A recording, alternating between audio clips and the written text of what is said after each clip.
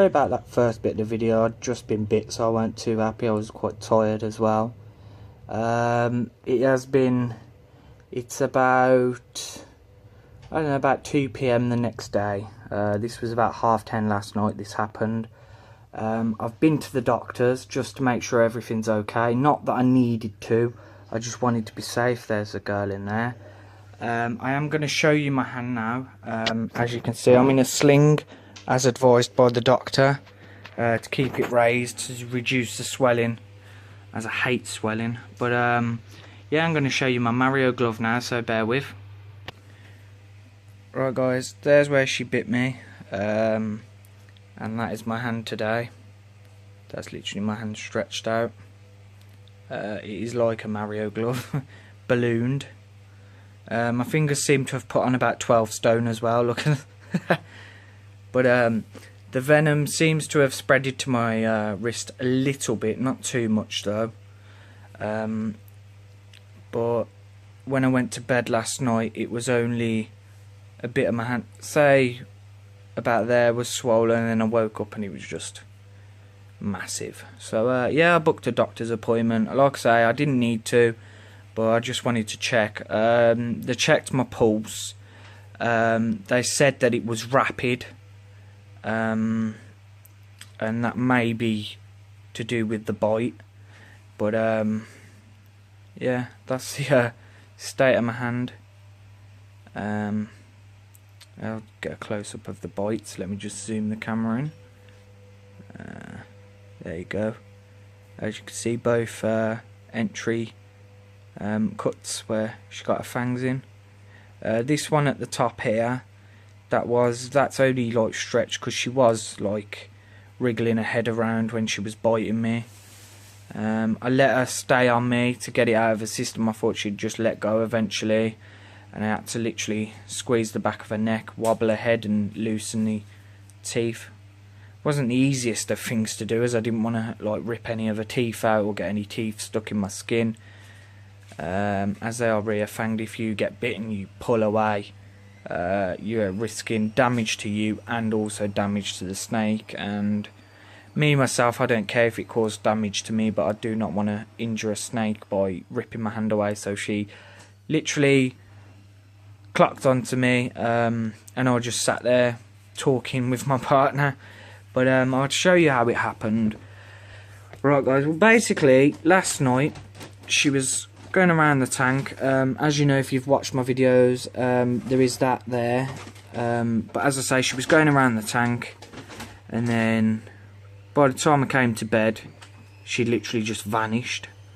So I thought, oh dear, I thought she must have somehow got through there and out there, but I know, but that's just my panicking. So she was about here, so I've took the lid off, gone digging about.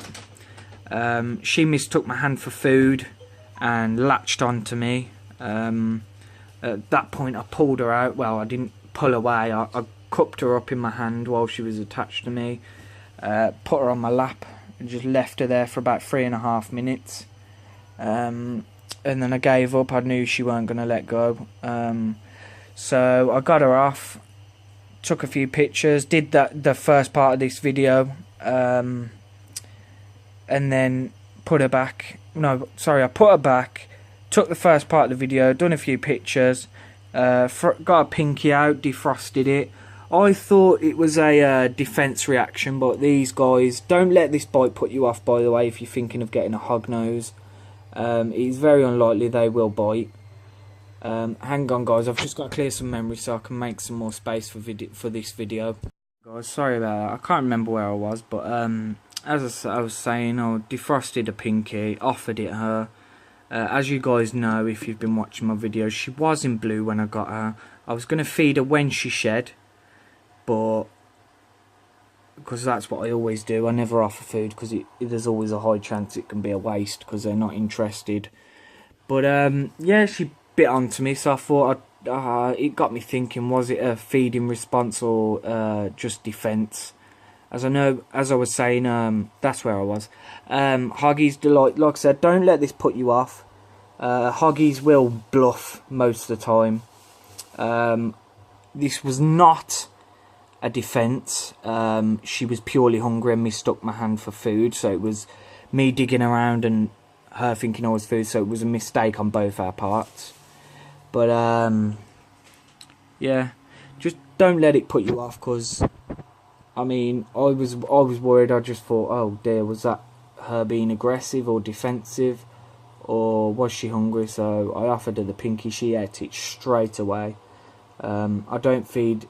I am repeating myself here because I can't remember where I got to, but I don't feed them when they're about to shed, as it's likely to be a waste. But I made an exception for this one, as she did bite. I wanted to find out if it was a feeding response or just her being a bit arsey. But yeah, it was a feeding response. So she was clearly hungry. I mean, with my hand, that's the best I can make a fist due to the swelling. It's not painful, not at all, apart from the bite site's a bit tender. But other than that, it's just tightness and swelling. That's all it is. At first, when you start swelling and you do that, you can feel the pulse inside your body, pumping the blood around. But just to prove to you guys, I know she has eaten a pinky, so I'm not going to have her out for too long. But just to prove to you guys that it was a feeding response and not aggression, I'm going to show you now. Alright, she is there. There she is. Watch me get bit now after I said this. Right, there you go, guys, look. See, she's calm as anything. So, again, don't let it put you off. These snakes are generally docile. She's fine now, she's had a meal, so. But, yeah, as I said, I'm not going to have her out for too long. I honestly thought she was going to shed last night, as she was pacing around the enclosure. So I thought, yeah, today's the day, and she was just hungry. So, to be honest, she might have even shed underground. I'm just going to pop the lid on, guys, bear with. Right, guys, yeah, like I was saying, she could have shed underground. I'll have to have a look about when I've left her for a bit as she's eaten. I did have a... Oh, sorry, I've got the hiccups. I did have a problem with the temperature. Oh, there she is. For everyone that don't know, which will be everyone, I failed science at school. I had the thermostat probe underground, and then that thermometer gauge, the probe was on the ground just over a thin layer of substrate. Now, what I was struggling to get it to the right temperature, everything, blah, blah, blah. And then it hit me, I don't know, something just hit me. So I decided to bury the temperature probe. Oh, sorry, that blood's not, that's me biting my nails, not the snake.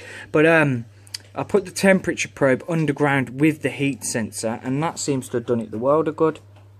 For you American people, that's roughly about 86 degrees, maybe touching 87, so it's not cold in there. She's got enough heat.